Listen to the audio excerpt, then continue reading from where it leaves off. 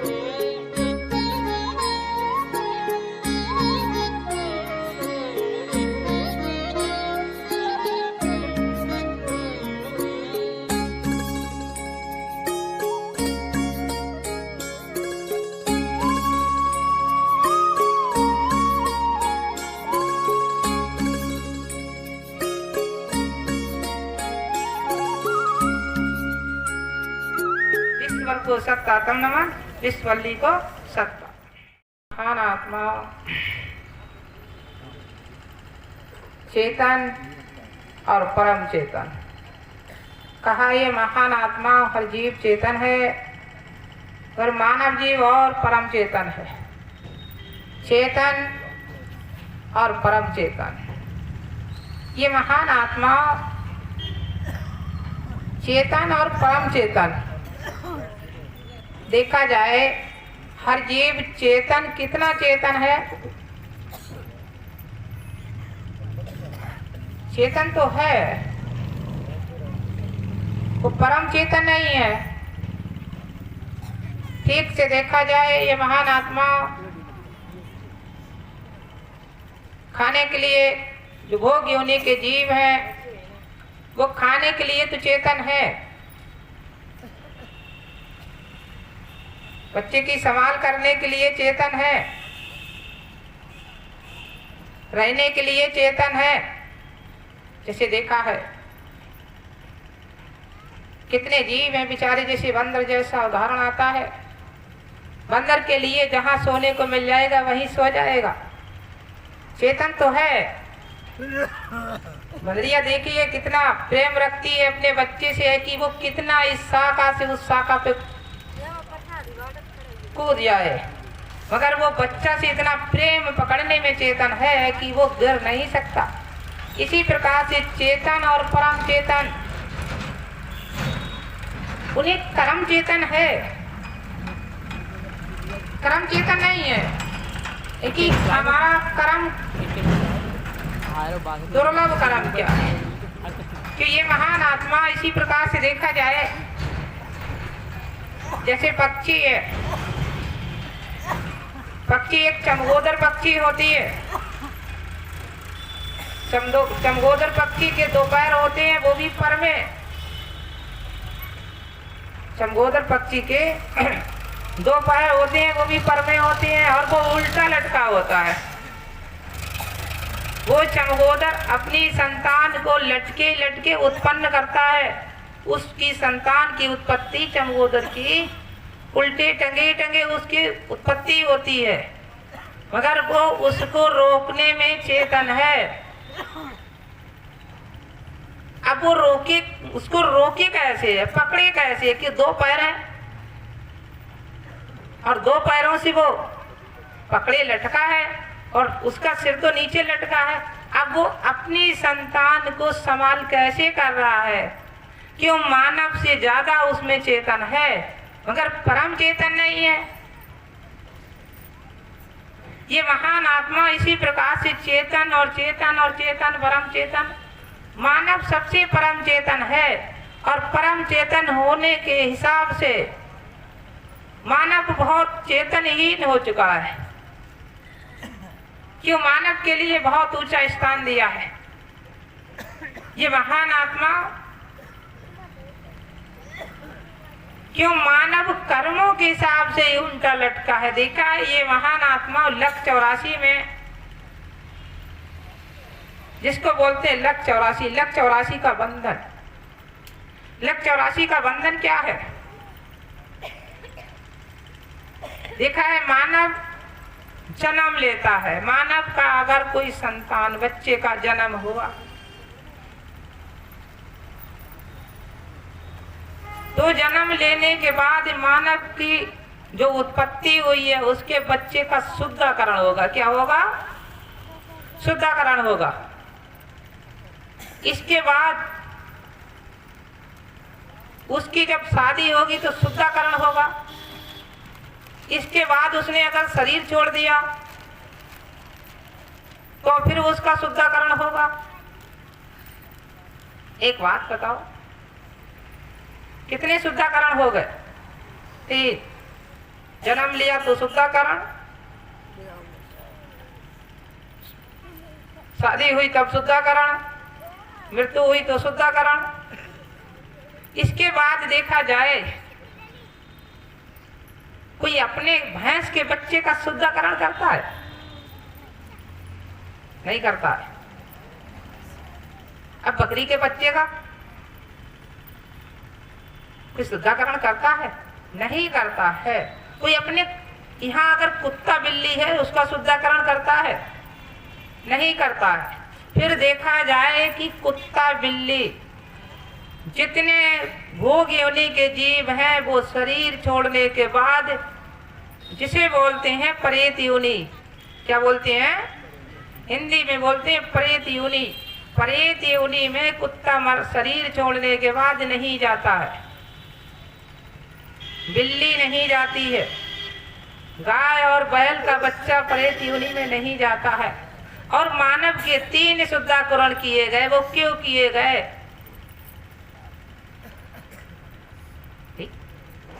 शुद्धिकरण क्यों किए गए? अब वो शरीर छोड़ने के बाद 80 नहीं 95% मानव की आत्मा प्रेत योनि में प्रवेश कर गई।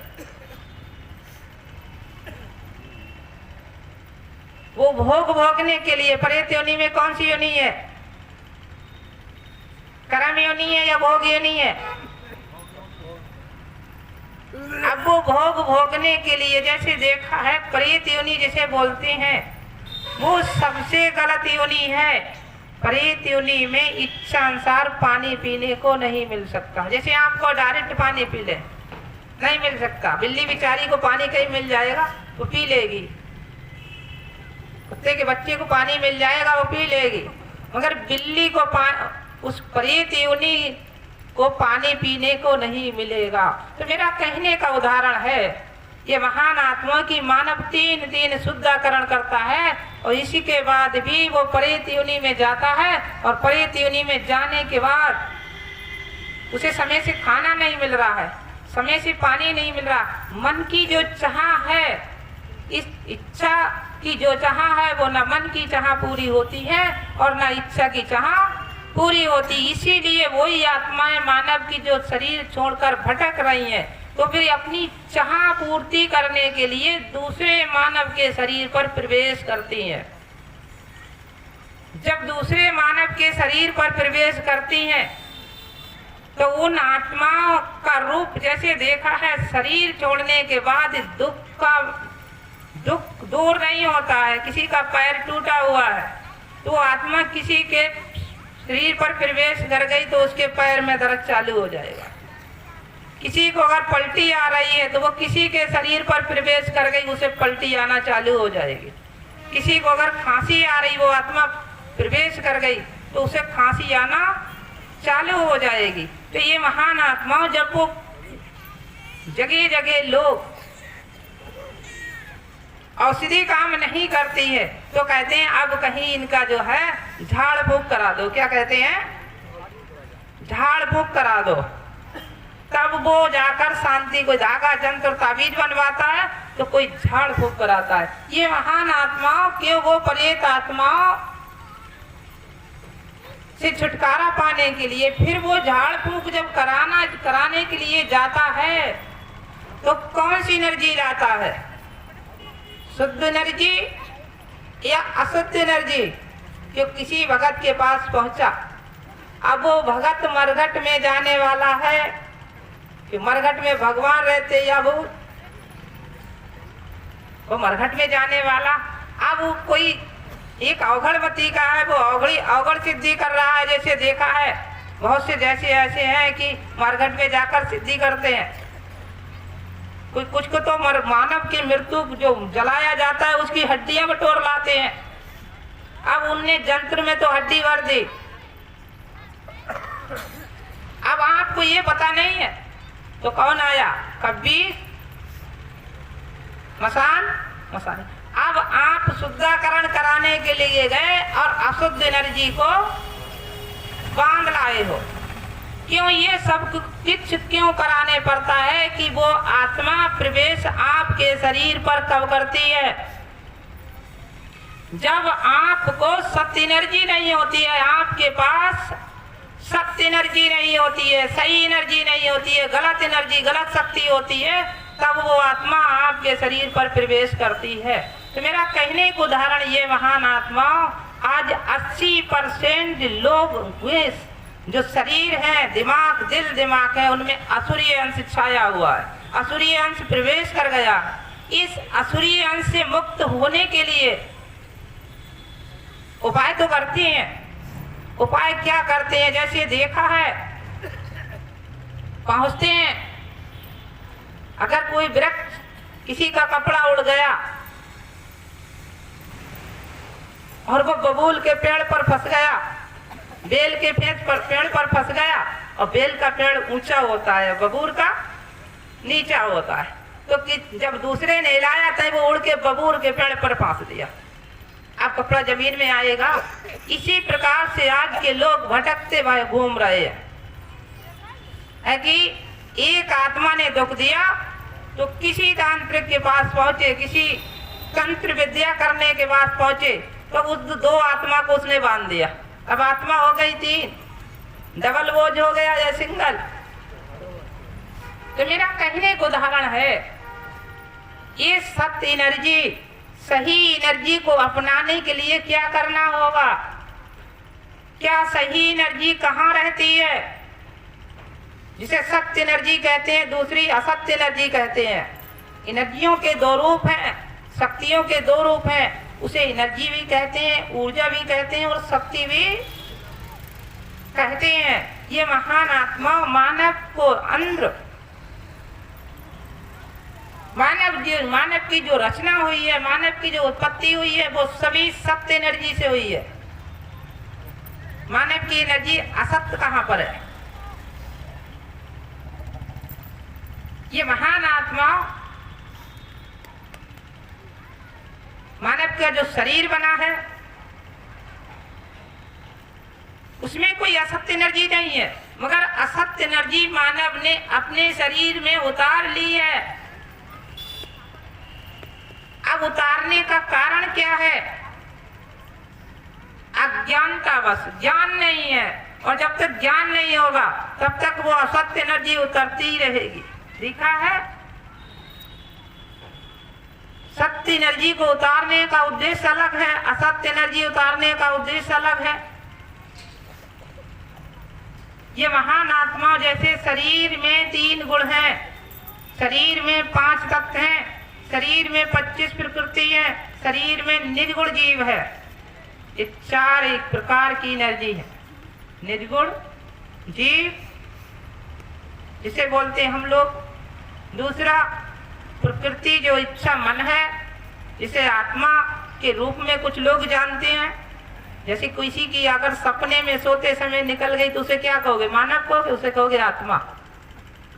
क्यों? मन यहाँ भी काम कर रहा है और मन वहां भी काम कर रहा है। मन जीते समय साक्षात शरीर में बैठे हो तब भी मन काम कर रहा है, और सूक्ष्म शरीर में चले गए तब भी मन काम कर रहा है। कि भूख लग रही है, प्यास लग रही है, जिस चीज को आपने ज्यादा ग्रहण किया है उस चीज की चाह वो शरीर छोड़ने के बाद भी कर रही है।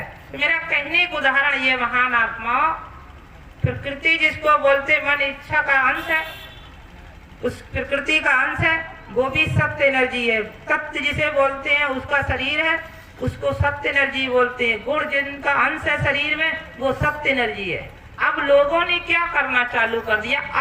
असत्य एनर्जी को उत्पन्न करना चालू कर दिया।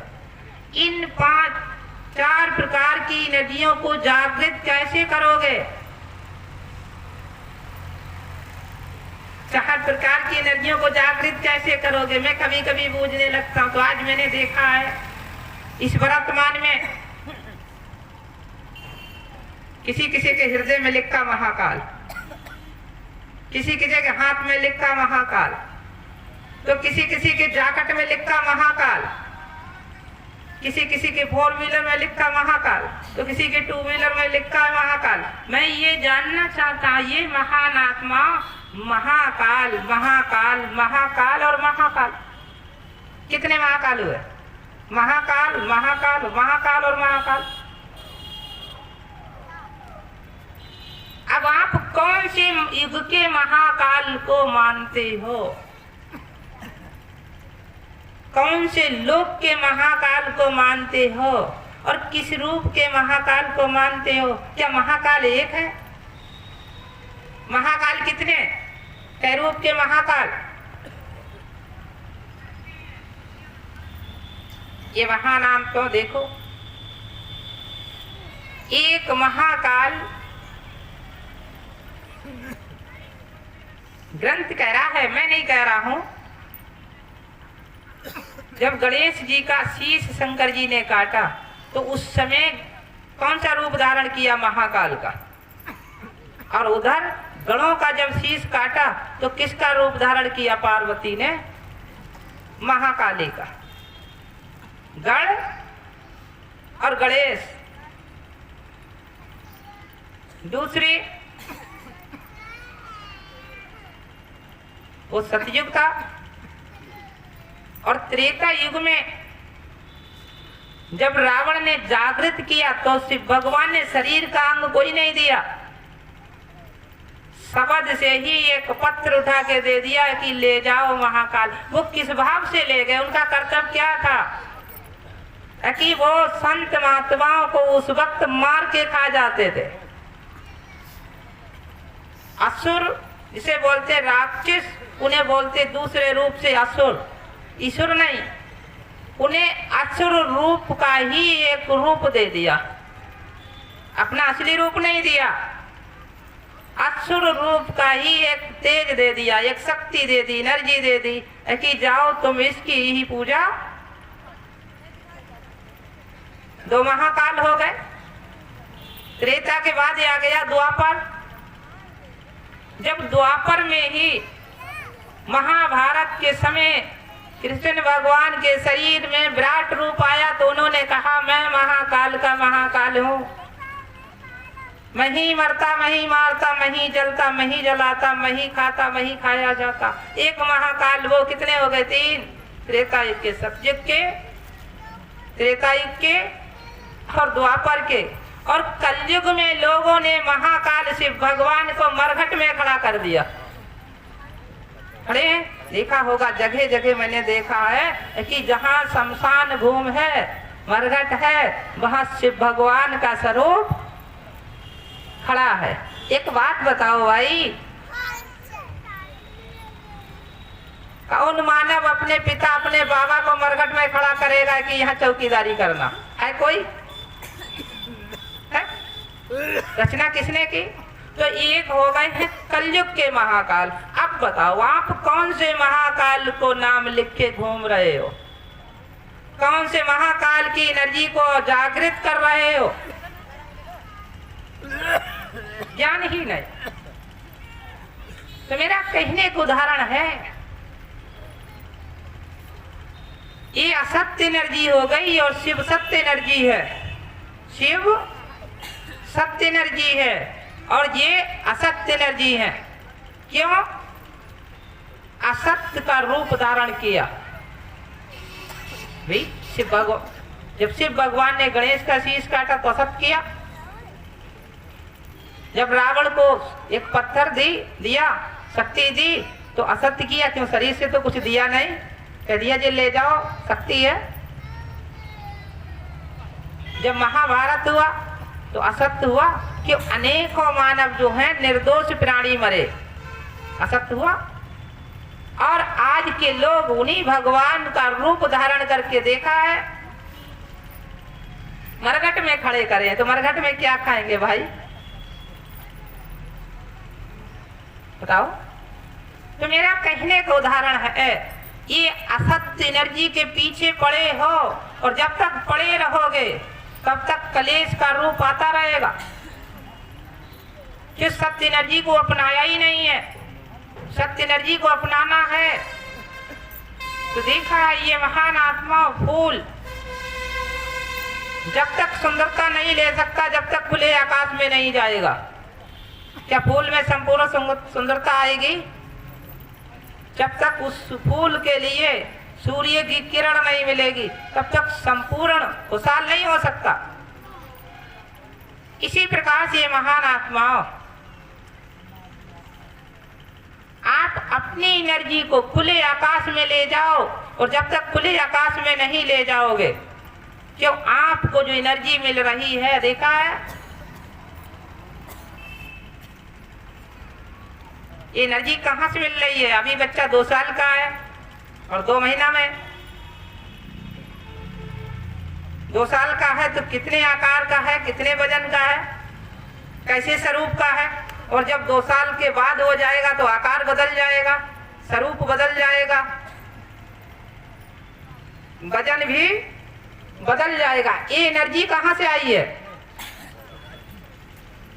क्यों आपकी जड़ तो जुड़ी हुई नहीं है? जैसे वृक्ष की तो जड़ होती है, किसी की रेत में होती, किसी की पत्थर में होती, किसी की बालू में होती है। आपकी कोई जड़ नहीं जुड़ी हुई है, आप का कोई कनेक्शन नहीं है डायरेक्ट साकार। जैसे मैं उदाहरण देता हूँ कि उस वृक्ष का तो कनेक्शन है कि वो इसीलिए बढ़ रहा है, वो भी रुक जाता है अगर आप खुले प्रकाश के वृक्ष को चिराई में लगा दो, अंदर लगा दो, तो संपूर्ण वृक्ष खुशहाल नहीं हो सकता। इसी प्रकार से आपकी परम एनर्जी क्या है? अब परम एनर्जी उतरेगी कहाँ? उतारना कैसे चाहते हो?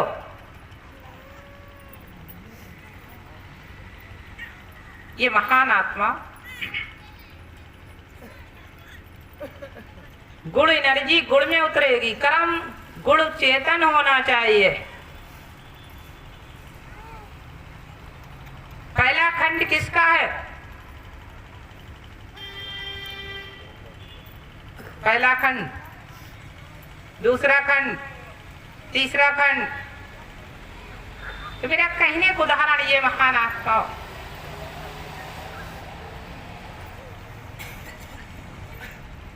आप प्रकृति के बने हुए हो। किसके बने हुए हो?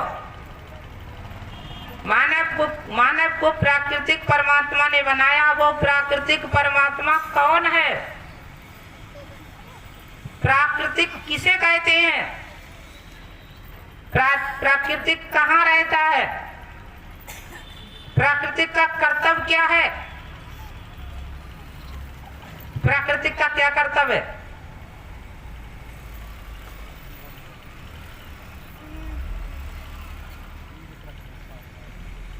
प्राकृतिक का कर्तव्य अब जानते ही नहीं है। प्राकृतिक का कर्तव्य क्या है? प्राकृतिक का कर्तव्य है आपकी एनर्जी को परिवर्तन करना। क्या करना है? आपकी एनर्जी को परिवर्तन करना, आपकी एनर्जी को बढ़ाना, आपकी एनर्जी को घटाना, बढ़ाना और घटाना। देखा है मानव का शरीर तो रहता है, कोई भी मानव है अगर वो 50 साल से ऊपर हो जाता है तो उसका शरीर तो रहता है, एनर्जी कम हो जाती। क्या कम होता है? शरीर रहता है, एनर्जी नहीं रहती है, ताकत नहीं रहती है, शक्ति उतनी नहीं रहती है। बहुत बड़ा वृक्ष होता है, जब बड़ा वृक्ष हो जाता है, बहुत बड़ा वृक्ष हो जाता है तो उसका सूखा ही फल छोटा हो जाता है। नहीं तो जब वृक्ष बड़ा हो गया तो फल भी बड़ा हो जाना चाहिए, बड़ा नहीं हो पाता है, वो फल छोटा हो जाता है। तो मेरा कहने का उदाहरण ये है,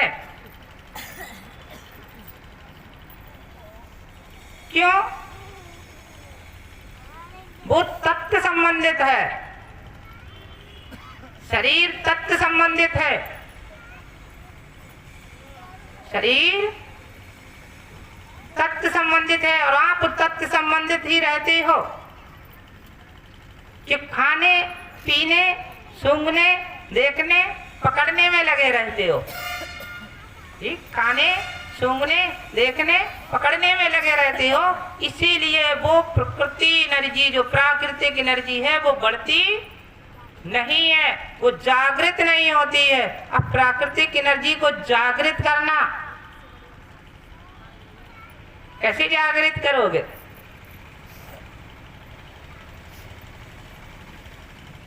लिखा है ये महान आत्मा इसी प्रकार से बल्ब होता है। बल्ब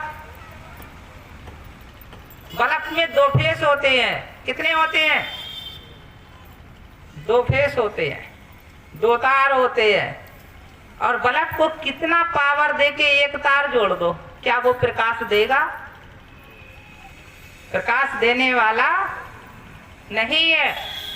तो उसमें दो फेस दो तार हैं। तो मेरा कहने का उदाहरण है, आपका कर्म तत्व शरीर है। कौन सा शरीर है? एक कर्म तत्व शरीर है और आपने कर्म तत्व शरीर में ही इसे बांध के रख दिया। एक ही फेस में बांध दिया। कर्म तत्व शरीर किस किस जीव का है?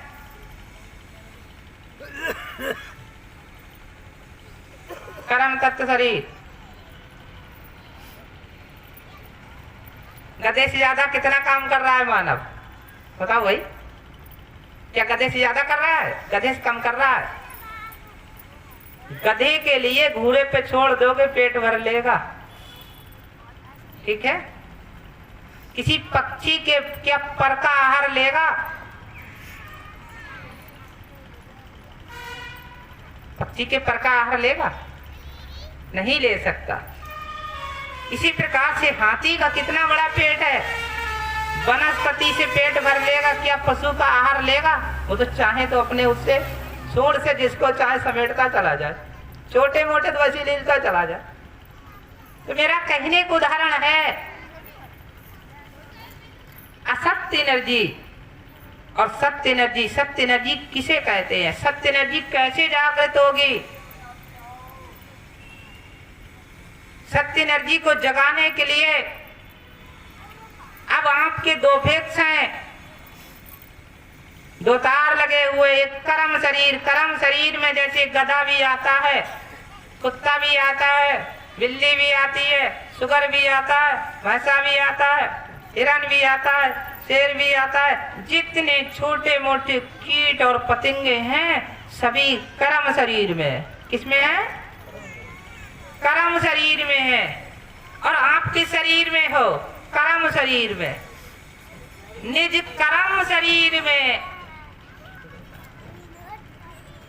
निज कर्म शरीर में कितने मानव जीव जाते हैं?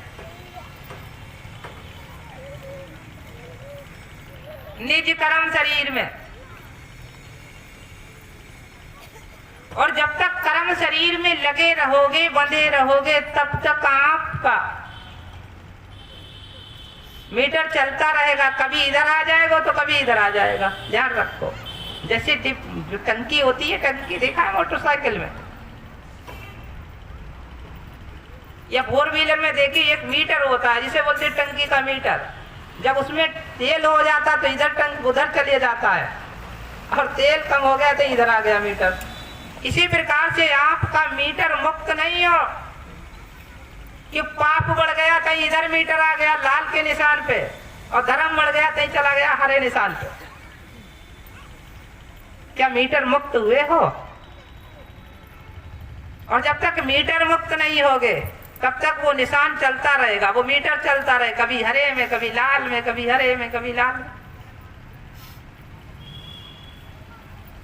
निज कर्म शरीर को धारण करो, निज कर्म शरीर को कितने समय तक धारण करोगे? सबसे ज्यादा पावरफुल शक्ति, तेज, ऊर्जा, एनर्जी कितने रूप है? पहली तो ताकत, दूसरी शक्ति, तीसरी एनर्जी और चौथी ऊर्जा। सबसे ज्यादा पावरफुल एनर्जी कहाँ निवास करती है?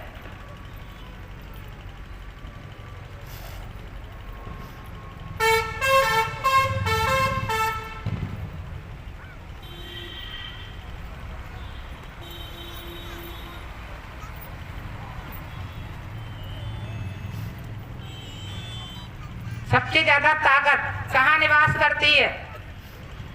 सबसे बड़ी शक्ति कहाँ निवास करती है?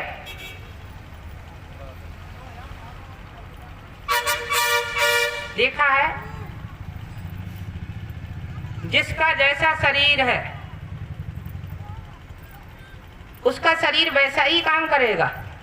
जिसका जैसा शरीर है उसका वैसा ही शरीर काम करेगा। तो शरीर की शक्ति अखंड नहीं खंड है। किसकी शक्ति? अखंड नहीं खंड शरीर, खंड है। जैसे मतलब उसको कहते हैं कि इतनी ताकत है, उसमें मीटर है। इसके बाद मन की शक्ति, इच्छा की शक्ति। इच्छा मन की शक्ति उतनी है जितनी तन की है, कि इच्छा मन तन के अलग नहीं जा सकता। अगर आपने देखा है इस बरेली शहर को, तो सपने में आपका मन बरेली शहर में आएगा। आपने देखा शाहजहांपुर का शहर, तो मन शाहजहांपुर शहर में जाएगा। अगले हरदोई शहर में जाने वाला क्या जा सकता है? आपकी इच्छा ने जो खाया है,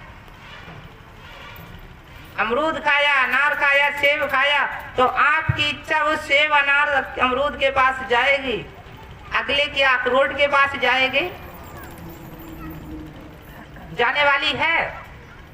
नहीं जाएगी। तो ये खंड शक्ति है। अब आपको अखंड शक्ति में जाना है। तो मेरा कहने का उदाहरण है, जैसे आप सुरत योग साधना पर जब बैठोगे, ध्यान करोगे, सुरत योग साधना, और हम कहते हैं सुरत शब्द योग साधना। सुरत शब्द योग साधना ये क्या है? जब आप शरीर को साधोगे, साधना का मतलब शरीर को साधना, इंद्रियों को रोकना। योग माने ध्यान करना, स्थायी। और सुरत मतलब यहाँ है। ध्यान कहाँ है? ध्यान सुरत एक है क्या? एक मुकाम पर है? ध्यान और सुरत अलग है। जितना आप आंखी खोलकर ध्यान कर सकते हो, उतना आंखी मीच करके ध्यान कर सकते हो? नहीं कर सकते हो। क्यों? कर्म में अगर ध्यान कर रहे हो तो इंद्रियां खुली होना चाहिए, और सुरत में ध्यान कर रहे तो इंद्रियां रुकी होना चाहिए। तो आपकी जो, जिसे बोलते हैं दृष्टि शक्ति, उसे बोलते हैं सुरत शक्ति कहते हैं। महाराज जी दया दृष्टि कर दो, क्या कहते हैं लोग? महाराज जी इन पे दृष्टि डाल दो, महाराज जी अपनी दृष्टि से देख लो, या जा कहते हैं कि ना आंख से देख लो। दृष्टि क्या चीज है और दिव्य क्या चीज है?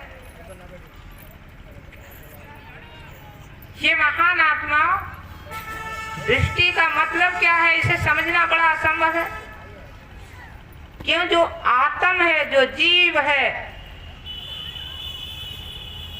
जीव इतना छोटा है, इतना छोटा है कि जिसे आप दूरबीन से भी नहीं देख सकते। क्या देख सकते हो? और जिसे दूरबीन से नहीं देख सकते हो, इतना छोटा कीटाणु है, वो आत्म उसको भी चला रहा है। और कितना बड़ा हाथी है, जीव तो ही चला रहा है। कौन चला रहा है? जीव। जिसे हम लोग बोलते हैं आत्म, वो आत्म शक्ति ही उस हाथी को चला रही है, और आत्म शक्ति ही मानव को चला रही है, और आत्म शक्ति ही दानव को चला रही है, और आत्म शक्ति ही देव को चला रही है, और आत्म शक्ति जितने जीव जंतु हैं वो सबको आत्म शक्ति चला रही है। अब आत्म शक्ति से संबंधित रहो कि संसार में आत्म शक्ति शून्य में निवास करती। कहाँ निवास करती है? शून्य में। देखा है गिनती कितनी होती है? कितनी गिनती होती है? 9। अंक कितने होते हैं? 9 होते हैं। और उसी जीरो को गिनती कभी लगाओगे, जीरो को अलग कर दो, एक की दाईं दिशा घटाकर बाईं दिशा में जीरो को रख दो तो जीरो की गिनती है। और एक जीरो में क्या गिनती रहती है? एक जीरो में क्या गिनती रहती है? गिन सकते हो? एक जीरो है तो 9 गिनती, और दूसरो जीरो है तो 90 गिनती, और तीसरो जीरो है तो कई गुना बड़ी। हर जीरो पे बढ़ोतरी होती चली गई। अब ये बताओ, मैं पूछना चाहता हूं, आप कौन सा जीरो पकड़ोगे?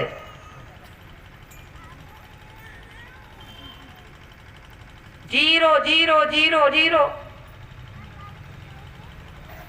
क्यों? अगर आपने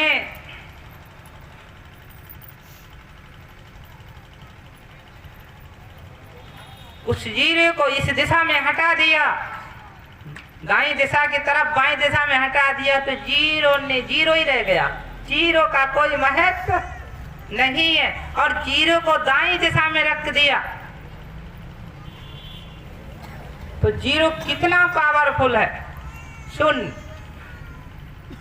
कहते हैं शून्य सबदि समाना तो काल कबहू नहीं खाना। आप चक्कर में पड़ गए। शब्द शून्य में समाता है तो काल कबहू नहीं खाता है। ध्यान रखना। आप किसमें बड़े हो? शब्द क्या शून्य में समा जाएगा? एक शून्य ऐसा है कि शब्दों को निगल लेता है, और शून्य ऐसा है कि शब्द की ही उत्पत्ति करता है। बोला बनाना। शब्द शून्य कैसा होता है? बोल। आज के इंग्लिश में देखो, 8 का अंक जो होता है, 8 अंक में से ही 9वां अंक बनता है। बनता है? 8 अंक में से ही 9वां अंक बनता है। और 8 में से 5, 3, 2, 1, और सभी उसी शून्य में समा जाते। आपके द्वार संपूर्ण कितने खुले हुए हैं? द्वार संपूर्ण कितने खुले हुए शरीर में? कर्म द्वार। कर्म इंद्रियां कितनी हैं? संपूर्ण कर्म इंद्रियां। ध्यान रखो, संपूर्ण कर्म इंद्रियां गिनो। कर्म इंद्री आंखी की 1, दोनों नाक के सुरांग 2, दोनों कान के द्वार जो है कर्म इंद्री 1, कितनी हो गई? कान की 1, आंख की 2, नाक की 3, मुंह की 4, हाथ की 2, 4, 5, पैर की 2, 6, 7, और कामना इंद्री 8। 8 हो गई। अगले देखोगे द्वार कितने हैं?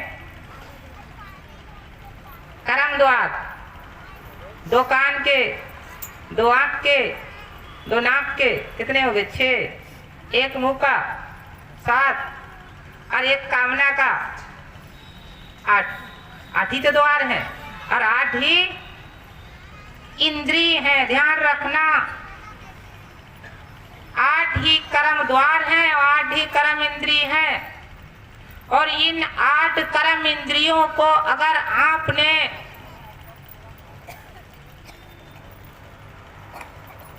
रूह नहीं जोड़ी, क्यों? जब तक गुरु की कृपा नहीं होगी तब तक रूहानी नहीं होगी, जिसे बोलते रूहानी, दिव्य रूहानी। और दिव्य रूहानी एक वो आपका सूक्ष्म द्वार शून्य के समान है। तो ये नमा द्वार है, ध्यान रखना। कका द्वार है, चिल्ला रहे 10वां द्वार, 10वां द्वार, 10वां नहीं है। कि कचड़ा का जो द्वार है वो कर्म द्वार नहीं है। कुछ लोग कचड़ा, जिसे लोग कहते हैं टट्टी रास्ता का द्वार जोड़ लेते, वो नहीं है कि वो कचड़ा द्वार, वो कर्म द्वार नहीं है। जिससे कर्म होता है वही कर्म द्वार है। अब दूसरा आपका नमा द्वार सूक्ष्म है, ध्यान रखना, 0 के समान यहाँ है। इस द्वार को जब खोलोगे तो ये चौथा शून्य है। ये शून्य का होता है।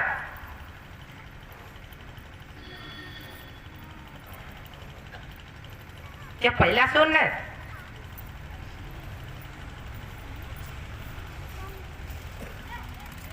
ये महान आत्मा ठीक से देखा जाए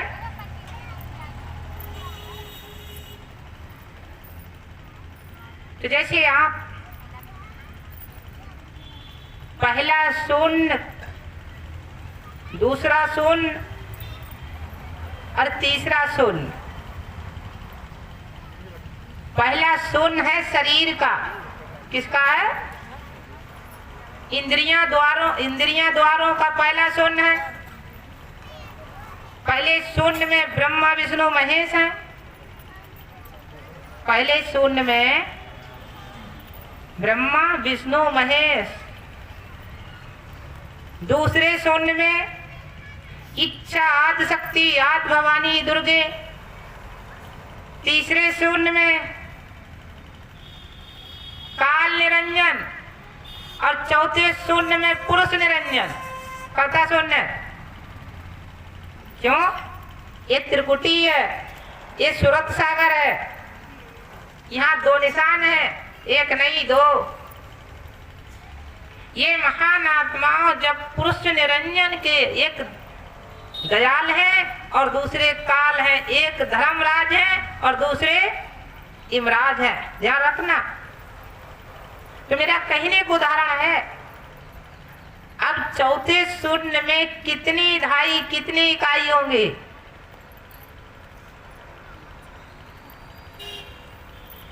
चौथे शून्य में कितनी गिनती लगेगी?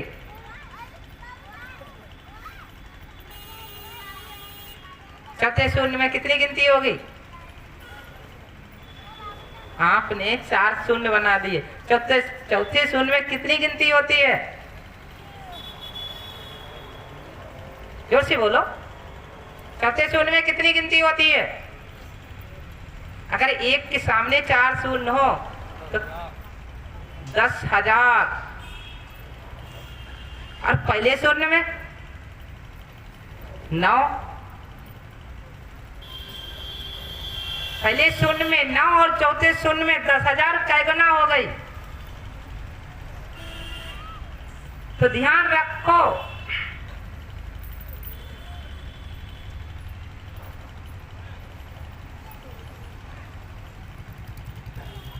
आज के लोग कहते हैं नव दुर्गा देवी, कहते हैं नवता, कहते हैं तो कहते हैं 9 दुर्गे। 9 दुर्गे क्या नाम लेते हैं? 9 दुर्गे एक लड़की का नाम है, एक देवी का नाम है, या 9 लड़कियों का नाम है?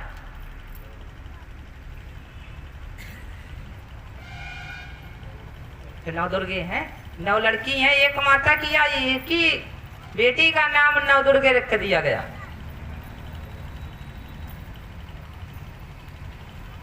बोलो भाई। तो मेरा कहने का उदाहरण है, दुर्गे प्रथम 3, क्यों एक भी माता 9 नाम अकेले एक रख नहीं सकती। जैसे किसी की बेटी 9 है और वो माता एक ही नाम 9 बेटियों की एक नाम नहीं रख सकती। क्या रख सकती है? छोटी बड़ी तो लगाएगी, मंजली संजली तो लगाएगी। अरे बड़ी दुर्गे, छोटी दुर्गे, संजली दुर्गे, मंजली दुर्गे, कहेगी नहीं कहेगी?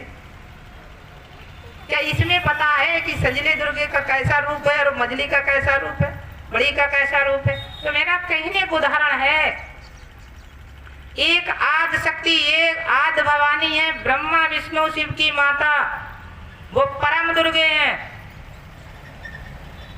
किसकी? आदि भवानी, आदि शक्ति, ब्रह्मा विष्णु की माता, तीनों गुणों की माता है। ब्रह्मा जी की, विष्णु जी की, शिव जी की, आदि दुर्गे। उन्हें कम लोग जानते हैं। एक दुर्गे सती से बनी, सती शरीर से, जो पार्वती से दूसरी थी सती। और एक दुर्गे देखा क्या उन सती की दुर्गे में कोई लगाता है सती वाली दुर्गे आ जाओ? कोई कहता है सती शरीर की दुर्गे? कोई नहीं कहता, कहते पार्वती शरीर की दुर्गे। तो एक दुर्गे, दुर्गे आदि भवानी आदि शक्ति, और एक दुर्गे पार्वती की, और एक दुर्गे राजा बेन की बेटी, जो 7 थान बने हुए हैं।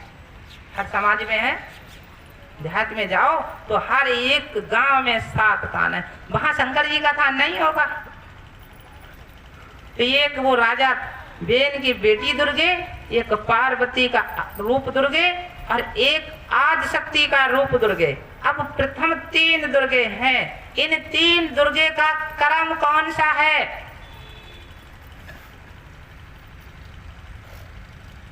कृष्ण किसमें रहती हैं?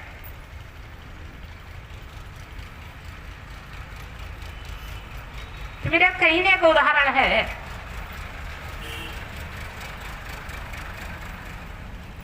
आपको परम शक्ति को जब तक जागृत नहीं होगे, ज्ञान नहीं होगा, तब तक परम शक्ति नहीं मिल सकती। देखा है? ये आदि शक्ति दुर्गे के ही अंश हैं। किसके अंश हैं? आदि शक्ति दुर्गे की ही अंश है। और आदि शक्ति दुर्गे का शरीर में मुकाम कहां पर है?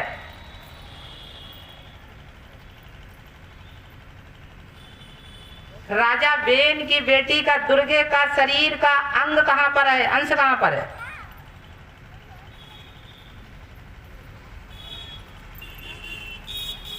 कहीं पर मुकाम है कि जे तो मानव की रचना के बाद बने, और जो मानव की रचना के बाद शक्ति बनी, उसमें शरीर में कोई शुद्ध एनर्जी नहीं डाल सकते। कोई मुकाम ही नहीं, किसी ने नहीं दर्शाया।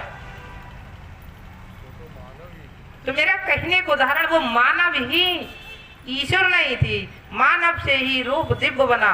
तो मेरा कहने को उदाहरण है, जो परम दिव्य रहा है वो बहुत समय से था, है और रहेगा। इसीलिए मैं कहता अखंड एनर्जी में जाओ, जब तक खंड एनर्जी में बटे रहोगे। देखा है? खंड एनर्जी में जाओगे तो परम आनंद मिलेगा, और खंड एनर्जी में रहोगे तो परम आनंद मिलने वाला नहीं है। तो मेरा कहने का उदाहरण है, चौथा शून्य पुरुष निरंजन का है, और चौथे शून्य पर जब शून्य को खोलोगे तो कौन सी एनर्जी मिलेगी?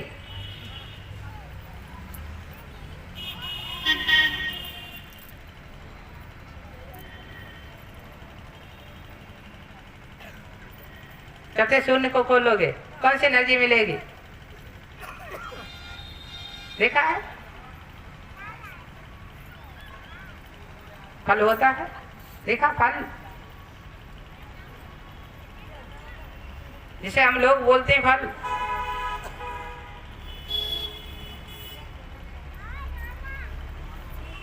फल में देखा है तीन चुक्कुल होते हैं। एक फल के ऊपर चुक्कुल होता है, और जो फल के ऊपर चुक्कुल होता है, जब तक हम उस चुक्कुल को उतारते नहीं है तब तक महक तो ले सकते, स्वाद नहीं मिल सकता। क्या मिल सकता है? जब फल के चुक्कुल को उतारते हैं तो फल का स्वाद मिलता है। सुगंध अलग है और स्वाद, सुगंध कौन लेने वाला है? द्वार नाक, और स्वाद लेने वाला है जीभ। अब नाक जीभ में अंतर है क्या? नाक को जीभ कहोगे या जीभ को नाक कहोगे? अंतर हो गया। सूंघने से पेट नहीं भरेगा, भरेगा, और स्वाद खाने से पेट भरेगा। तो मेरा कहने का उदाहरण है। इसी प्रकार से अब एक होता है गुठली, जैसे आपने देखा है गुठली गोल होती है, उसका भी चुक्कुल होता है। जिसे मैं उदाहरण आम का ही दे रहा हूं। आम के ऊपर चुक्कुल हुआ, उसे खोलोगे तो खट्टा मीठा स्वाद मिलेगा। अब उसके वहां ऊपर जो होती है, जब नीचे निकलेगा तो मजबूत गुठली होती है, कट होता है, चुक्कुल होता है। आम के चुक्कुल को तो दांत से तोड़ दोगे, और वो नीचे वाले चुक्कुल को फिर उसके नीचे जब निकालोगे तो बीज के ऊपर एक महीन सा चुक्कुल होता है।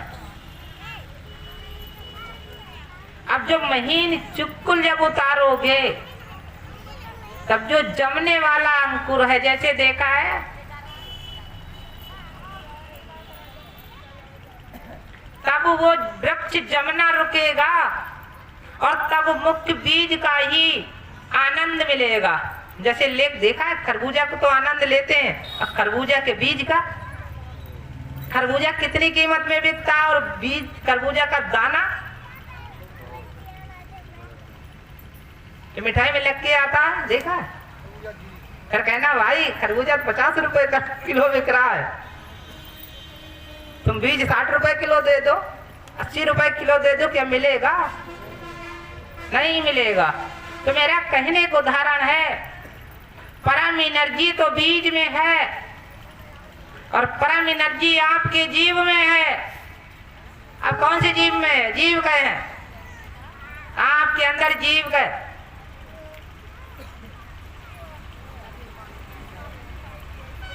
ध्यान रखो, एक जीव खाने वाली, एक जीव पनियाने वाला। कहा कहते हैं आज मेरा जीव पनियारा, कुछ लोग कहते हैं आज मेरा जीव पनियारा। और एक जीव है शरीर की रक्षा करने वाला, शरीर को जीवन देने वाला।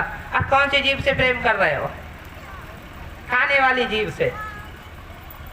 कौन सी जीव से प्रेम कर रहे हो? खाने वाली जीव से, कि जो कुछ मिले संपादित हो जाए। तो मेरा कहने का उदाहरण है, संसार में आए हो और संसार से जाओगे, तो आज लोग बड़े मगन हो रहे हैं, बड़े मगन हो रहे हैं, और दुखी भी हो रहे हैं। मानव के चलने के दो ढंग हैं, खुशी रहना और दुखी रहना। खुशी किस बात से? यार मानव है,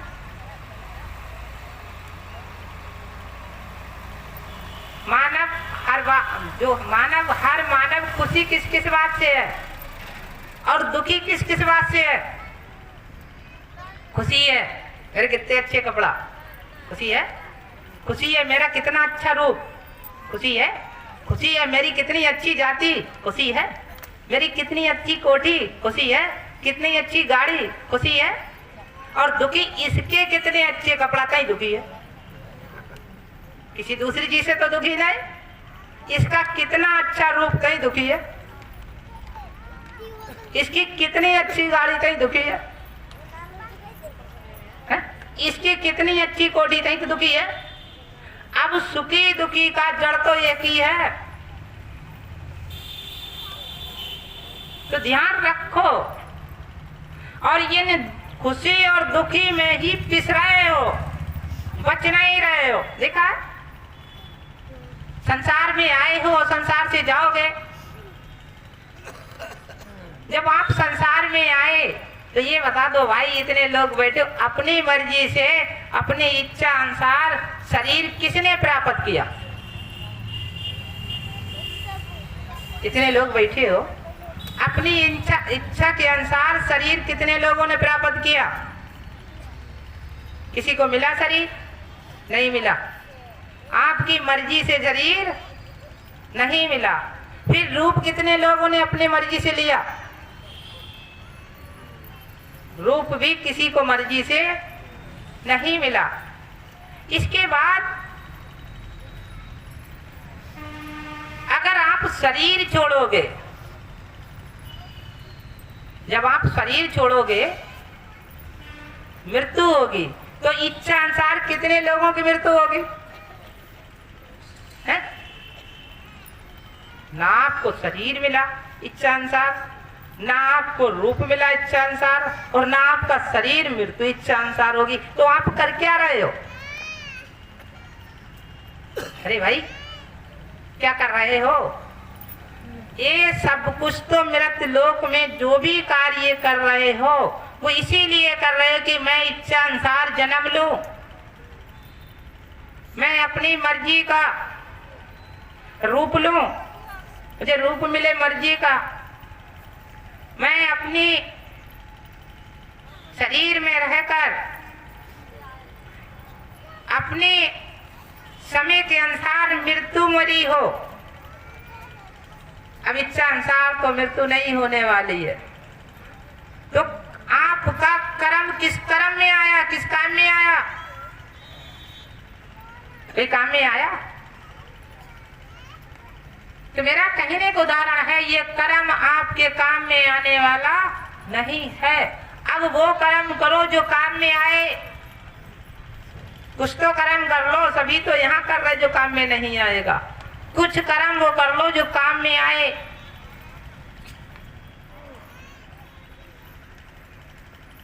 जीते जी अपने शरीर से अपनी आत्मा को अगर प्रतिदिन नहीं कर सकते तो कभी कभी अलग कर दो, तो किसके द्वारा होगा? देखा है, ध्यान रखो। आपसे अच्छा तो कीट है। कौन है? कीट। कीट देखा है, जिसको हम बोलते सरप। सरप अपने शरीर का पूरा त्वचा उतार देता है। क्या उतार देता है? पूरा त्वचा, जिसे हम लोग बोलते हैं हिंदी में चुकली, कहते हैं सरप का खोल। वो सरप पूरे चमड़ा को शरीर से ही उतार देता है। तो बताओ, आप बड़े हो या कीट? अरे आप ज्यादा देर के लिए नहीं तो कम से कम 10 मिनट के लिए जो खोल छोड़ दो, उतार दो। अपने जीव को, अपनी आत्मा को प्राकृतिक में ले जाओ। अगर इस वक्त आपने 5 तत्व शरीर, भौतिक शरीर से आपने अपनी आत्मा को अलग नहीं किया, निकालने का अभ्यास नहीं किया, तो निकलोगे नहीं, निकाले जाओगे। अब निकलने में और निकाले जाने में कितना अंतर है?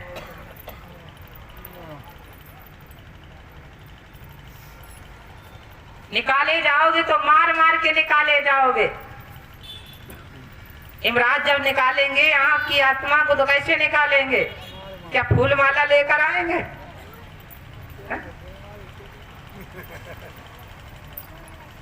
जिसे बोलती कुल्हाड़ी टकला बंका लेकर आएंगे, काट कर निकालेंगे। निकलो बाहर, निकलो। और अपनी मर्जी से निकलोगे तब। तो मेरा कहने का उदाहरण है,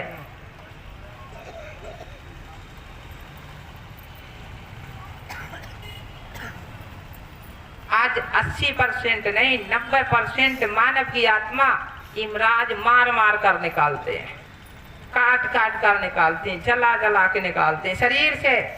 तो आपसे अच्छे तो कर्म योनि के जीव हैं। कौन है? कर्म योनि के जीव हैं। क्यों? आपने सब कुछ किया,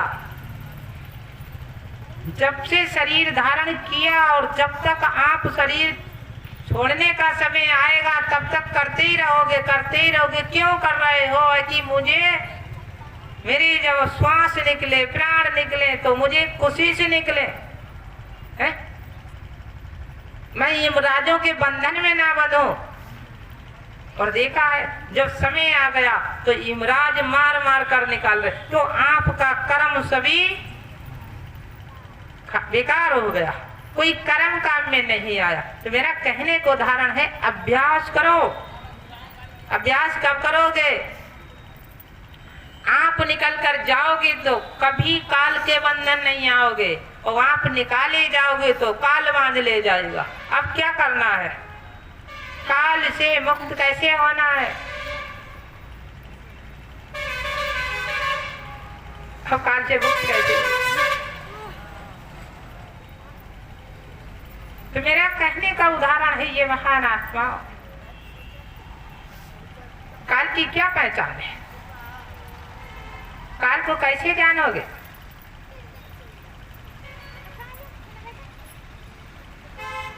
काल की पहचान क्या? काल को जानोगे कैसे?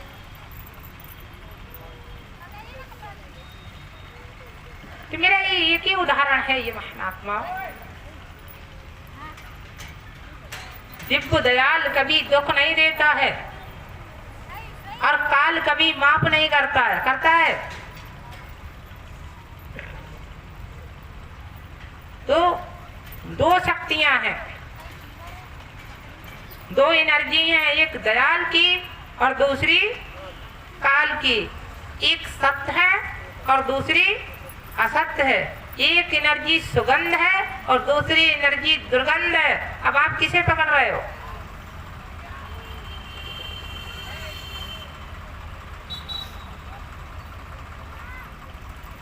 तो मेरा एक ही उदाहरण, ये महान आत्मा सुगंध एनर्जी को पकड़ो। सुगंध एनर्जी की कैसे प्राप्ति होगी?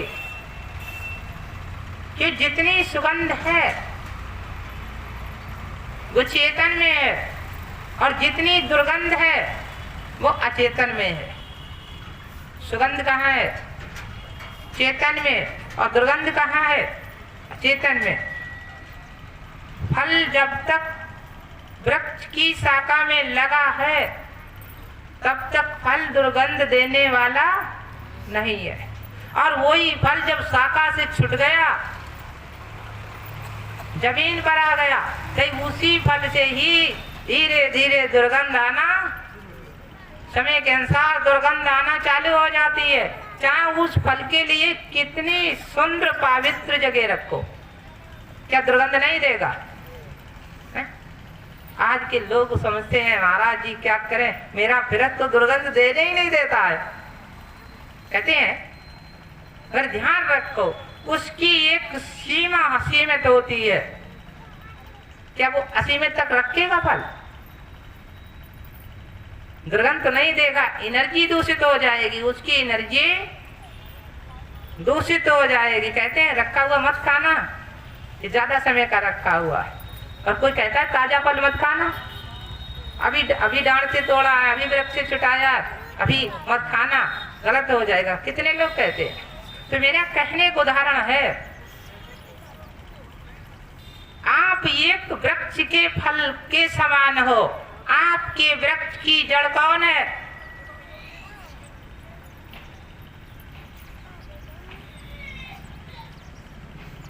वृक्ष के फल के समान। और वृक्ष की जड़ कौन है?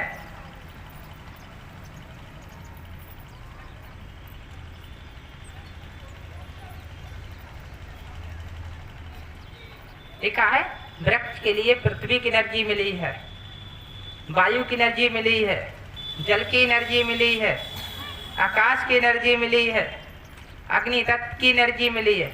आपके शरीर के लिए किसकी एनर्जी मिली है?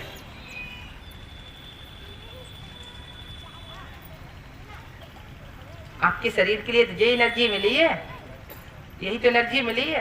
पृथ्वी, जल, वायु, अग्नि, आकाश, इस एनर्जी को आप कैसे जोड़ोगे?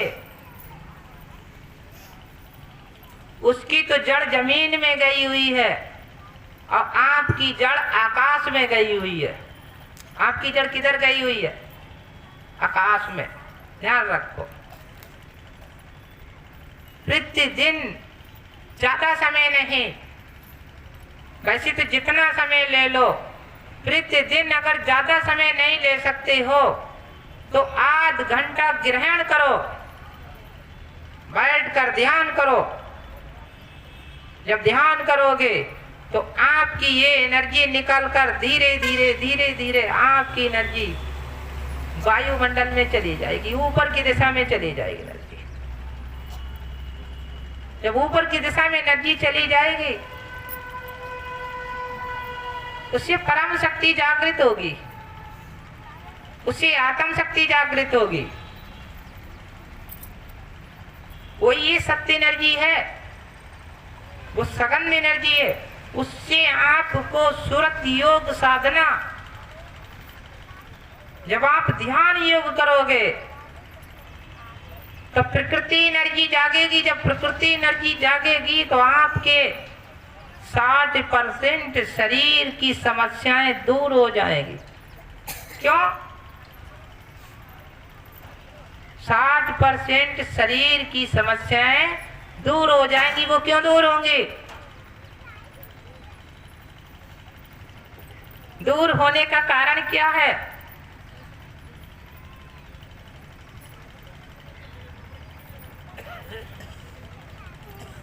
जब आप शरीर की एनर्जी को निकालोगे तो वायु एनर्जी वायु में जाएगी, धुल के आएगी। अग्नि एनर्जी अग्नि में जाएगी तो साफ होकर आएगी। आकाश की एनर्जी आकाश में जाएगी, पवित्र हो जाएगी। और जल की एनर्जी जल में जाएगी। क्यों? एक तत्व में 5 प्रकृति है। एक तत्व में कितनी प्रकृति है? 5। जैसे शरीर में पानी 5 प्रकार का है, पानी के रूप 5 है। रुकोगे तो अलग होगा। चर्बी अगर शरीर से निकलेगी तो अलग होगा, और पसीना आ रहा है तो अलग होगा, और आंसू निकलेगा तो अलग होगा। इसी प्रकार से 5 प्रकार है, 5 प्रकृति बोलते हैं। शरीर में हड्डी 5 प्रकार की है। दांत की हड्डी अलग है, नाखून की हड्डी अलग है, तो कान की हड्डी अलग है। इसी प्रकार से 5 हड्डियां हैं शरीर। सिर की हड्डी अलग है। इसी प्रकार से महान आत्मा प्रकृति को जागृत करो। जो आपके अंदर हृदय में, दिल और दिमाग में असुरीय अंश का निवास है। जैसे कोई असुरीय अंश आ गया, कोई शैतान शक्ति प्रवेश कर गई, जब आप ध्यान इंद्रियां द्वार सब रोक लोगे, हृदय की गति कम कर लोगे और मन की गति कम कर लोगे, तो वो असुरीय अंश बेचैन होगा। जैसे किसी के लिए रूम में बंद कर दिया जाए, उसको कितना ही सुंदर वस्तु खाने के लिए दी जाए, तो क्या वो शुद्ध रहेगा? तो कहेगा यहाँ से निकलते।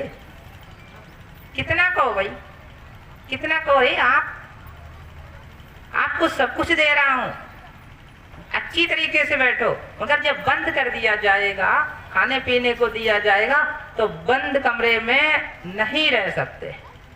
इसी प्रकार से असुरीय अंश जब द्वार इंद्री मन इच्छा का आनंद ले रहा है, जब द्वार इंद्री और मन इच्छा चालू नहीं होगी, जब चालू नहीं होगी, बंद होगी, तो उस असुरीय अंश को आपके शरीर में ही अंदर अंदर दुख होगा। क्या होगा? दुख होगा। जब दुख होगा तो निकल कर भागेगा। अब कभी नहीं आएंगे क्यों, यहाँ बहुत दुख हो रहा। और उसी को आनंद आएगा तब तो कहेगा दोबारा फिर आएंगे। तो मेरा कहने का उदाहरण है ध्यान योग, जिसे बोलते हैं सुरत योग साधना। सुरत योग साधना में परम शक्ति जागृत होती है, सबसे बड़ी शक्ति जागृत होती है। अब आप जागृत किसे कर रहे हो?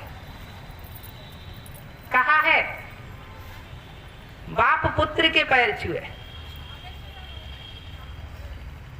पिता पुत्र के पैर छूता है। बताओ भाई,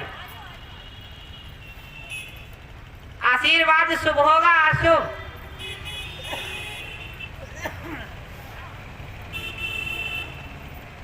पिता पुत्र के पैर छूता है। अब पिता पुत्र के पैर कब छूता है, कैसे छूता है? माता बेटी के पैर छूती है।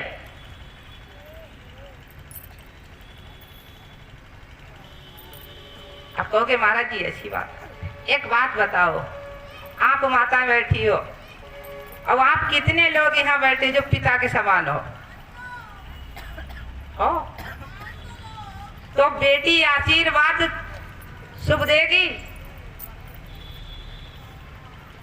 बेटी का आशीर्वाद शुभ है। माता का आशीर्वाद बड़ा है या बेटी का?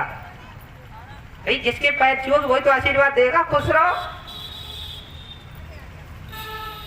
तो माता कहां पर कमजोर है जो बेटी से आशीर्वाद लेती है?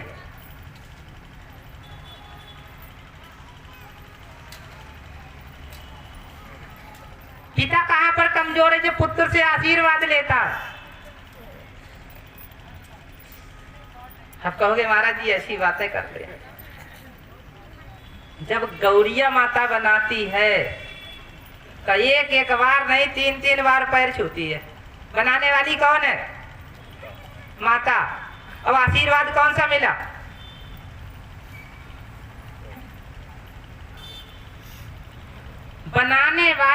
बनाने वाला मूर्त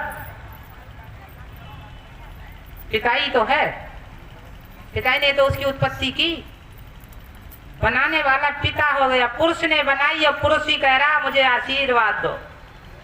क्या वो आशीर्वाद शुभ है? क्या सत्य है? गुरु शिष्य के पैर छूता है, गुरु शिष्य के पैर छूता है। तो मेरा कहने का उदाहरण है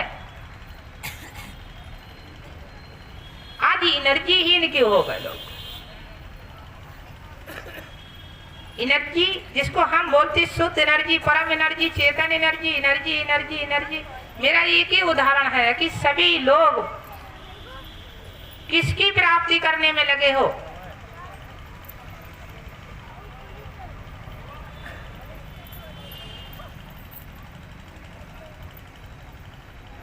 बड़े लोग चतुर चालाक हो गए।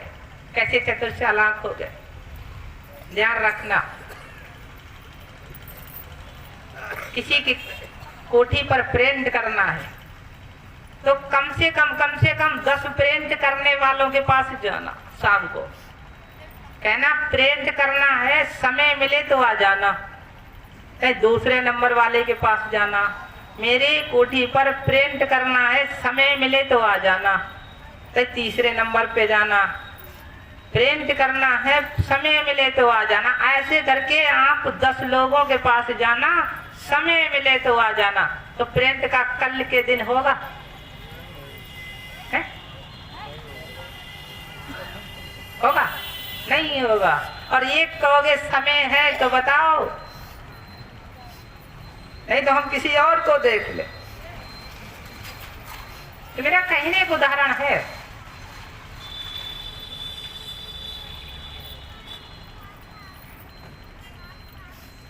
ईश्वर और असुर एक है या अलग अलग दो हैं? ईश्वर और असुर,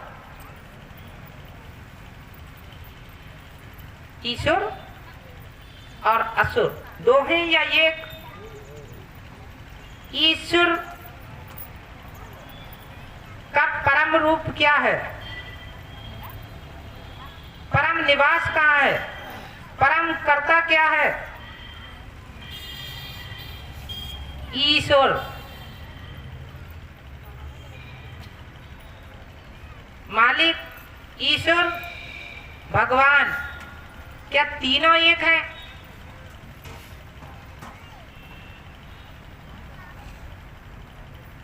ले लो।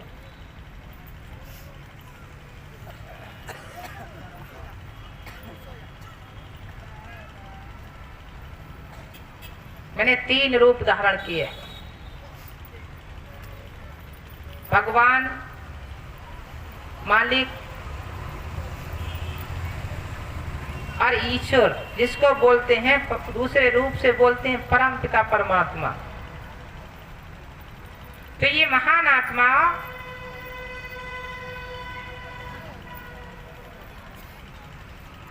तीन हो गए। भगवान है भाग्य को बनाने वाले, भगवान है भाग्य को बनाने वाले। भाग्य कब बनता है? जब कर्म अगले चलता है और भाग्य पीछे, कर्म अगले और लेखा जोखा पीछे चलता है। तो मैं पूछना चाहता हूं, लेखा जोखा कितने शरीरधारी जीवों का होता है? लेखा जोखा कितने शरीरधारी जीवों का होता है?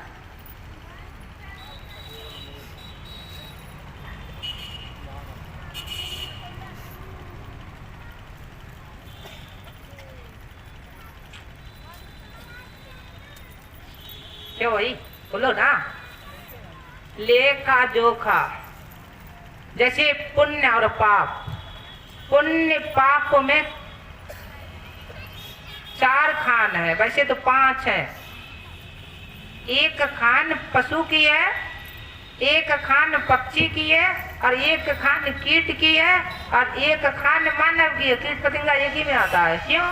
चींटी चलती भी है और उड़ती भी है, उसी लिए कीट पतंगा एक बोलते हैं। पशु दूसरा, पक्षी तीसरी, और मानव चौथा, और देव दानव 5वां। तो मेरा कहने का उदाहरण है, पुण्य और पाप के कई लोग भागी होते हैं इसमें। पुण्य पाप किसके लिए बना है?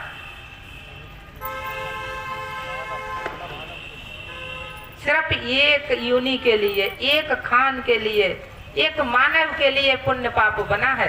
क्या शेर के लिए पुण्य पाप है? क्या बाज पक्षी के लिए पुण्य पाप है?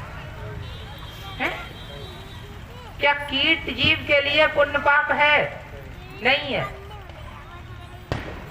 अब कीट के लिए भी नहीं है। जैसे सर्प रोज मेंढक को निगले, तो क्या विष्णु जी लिखेंगे इसने बहुत पाप किया? नहीं लिखेंगे। शेर रोज हिरण को तोड़ के मार के खाए, तो क्या विष्णु भगवान लिखेंगे इनने रोज पाप किया? नहीं लिखेंगे। बाज पक्षी रोज पक्षी को, तोता पक्षी को तोड़ के खाए, क्या विष्णु भगवान लिखेंगे इनने पाप किया? नहीं लिखेंगे। और मानव अगर, क्या भाई, मानव अगर किसी पशु और पक्षी को तोड़ काट के खाए, तो क्या विष्णु भगवान नहीं लिखेंगे पाप है? लिखेंगे या नहीं लिखेंगे? तो मैं कह रहा हूं, ये महान आत्माओं, चींटी मरने के बाद भूत नहीं बनती है। हाथ शेर मरने के बाद भूत नहीं बनता है, जिसे बोलते प्रेत, शैतान का भूत का। बाज पक्षी मरने के बाद भूत प्रेत शैतान नहीं बनता है। बनता है कौन? मानव। तो ये मानव ही अगले क्यों है? क्यों मानव को, भगवान को, मालिक को और परमपिता परमात्मा को और देवी देवताओं को और दैत्य देवताओं को कौन जानता है?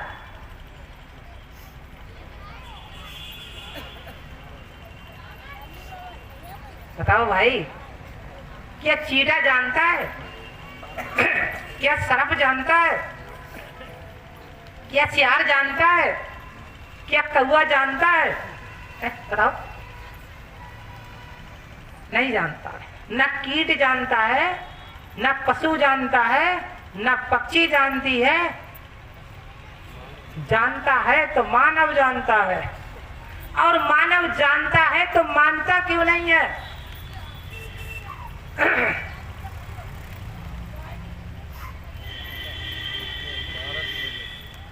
जानता है, मानता नहीं है। क्यों? एक ही सबसे गलत योनि, भोग योनि भूत की है। किसकी है? भूत की है। तो मानव 99% भूत बनता है। अगर भूत नहीं बनता है, मैं देखता हूँ जब सफर करता हूँ तो दूर से देखता हूँ बहुत बड़ा पहलवान आ रहा है, लगता है कि गाड़ी को हिलाता चला जाएगा। जब पास पहुंचा देखा है तो उसके गले में मिसाइल टंगी है। कितनी लंबी? इतनी लंबी मिसाइल टंगी है गेट में। किसके लिए? वो मिसाइल किसके मारने के लिए? भूत के। है? दूसरा एक ही उदाहरण फिर मैं देखता हूं। और माता बहने बहुत सुंदर है, शरीर से बहुत तगड़ी है। जब थोड़ी देर में दृष्टि पड़ती है तो इतना मोटा धागा बंधा हुआ। भैया किस लिए बंधा? का एक हाथ बढ़ रहा है। अरे रामायण कह रही कर्म सुंदर तन मानव तन पावा, शिष्ट तन मानव तन पावा और दुर्लभ तन मानव तन पावा। अरे ध्यान तो रखो, ये धागा में ना भगवान बंधेंगे और ना मालिक बंधेंगे और ना परमात्मा बंधेंगे। क्या बंधेंगे? क्या धागा के बंधन में आएंगे? मिसाइल में कौन बंद होगा? अरे ब्रह्मा विष्णु शिव को बंद करोगे या प्रकृति परमात्मा आदि शक्ति ओम को बंद करोगे या सत्य ब्रह्म को बंद करोगे? नहीं करोगे। तो ध्यान रखो,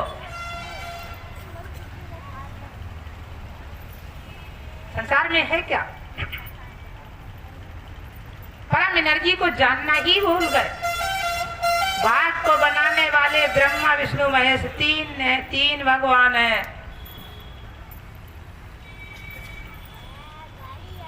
मालिक हैं मन की रचना करने वाले। कर्म को बोलते गुण, गुण माने रजोगुण सतोगुण तमोगुण। ब्रह्मा विष्णु महेश गुण में आते हैं। कर्म के द्वारा ही लेखा जोखा करते हैं, भाग को बनाते हैं। विष्णु भगवान लिखने वाले, शिव भगवान संहार करने वाले और ब्रह्म भगवान रचना करने वाले। तीन हो गए। शरीर को, मन को बनाने वाले निरंजन पुरुष हैं, जिन्हें हम बोलते हैं मालिक। ब्रह्मा विष्णु शिव के भी मालिक हैं, क्यों? ब्रह्मा विष्णु शिव भगवान भी ओम को ध्यान करते हैं। किनका ध्यान करते हैं? ओम का ध्यान करते हैं। क्या अभी चौराई वाली का ध्यान करते हैं या मरघट वाली का ध्यान करते हैं या खेरे वाली का ध्यान करते हैं? वो ओम का ही, ओम परमात्मा का ही ध्यान करते हैं। अब ओम परमात्मा का कौन सा द्वार है? कौन सा मुकाम है? कौन सा कमल चक्र? ओम परमात्मा का कौन सा मुकाम है? कौन सा कमल चक्र है?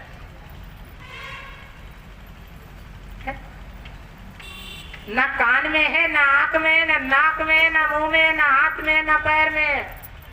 ओम का मुकाम यहाँ है।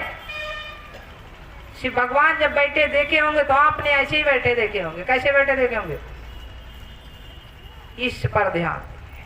तो मेरा कहने का उदाहरण है,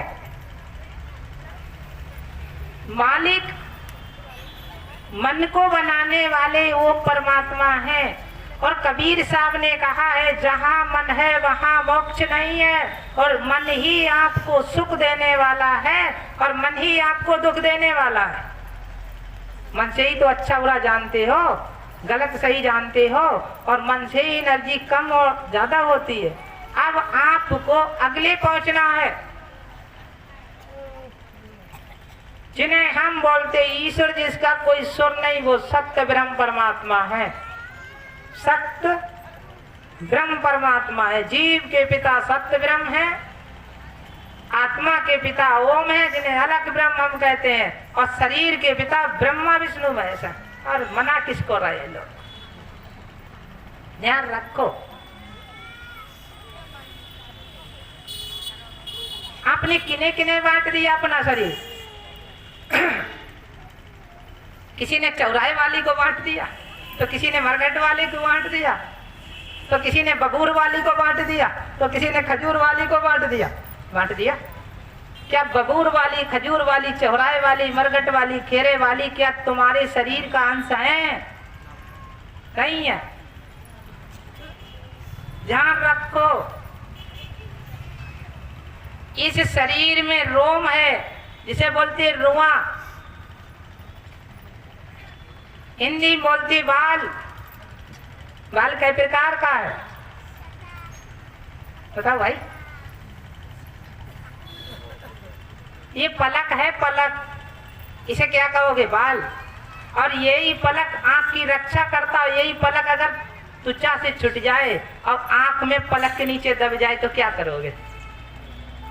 बताओ भाई, पलक रक्षा करेगा? आंख को सुख देगा? यही पलक तुम्हें बेचैन कर देगा। और यही जो मैं बोलता हूं, रोम आपका ही रुआ, यही रुआ आपको बेचैन कर देगा। मूछ का बाल है, मुंह को ढाके रखे है, और यही टूट कर अगर जीभ में फंस जाए, कभी कभी एक उदाहरण देता हूं, जीभ में फंस जाए गले में, तो क्या करेगा? बेचैन करेगा। इसी प्रकार से मेरा उदाहरण है कि आप प्राकृतिक परमात्मा से हटे हुए हो, इसीलिए दुख में डटे हुए हो। दुख का निवारण कब करोगे? समय तो निकला जा रहा है। आपके शरीर में कमल चक्र है, कमल चक्रों को जागृत करो।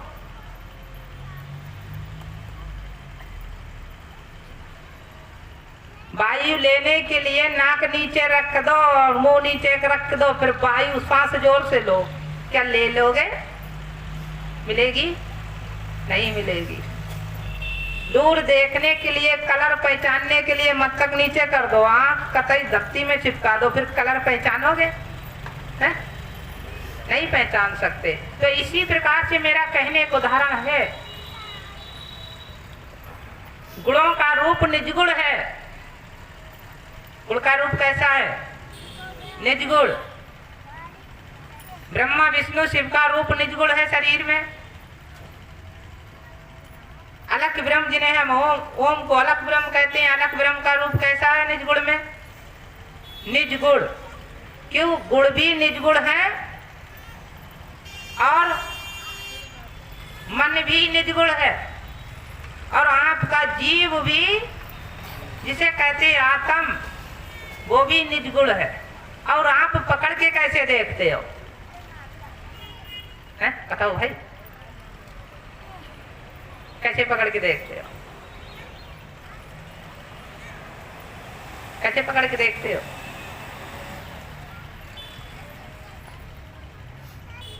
उसी में असत्य है। अगर आपको गुणों को देखना है तो हृदय में उतारो, चेतन गुण है।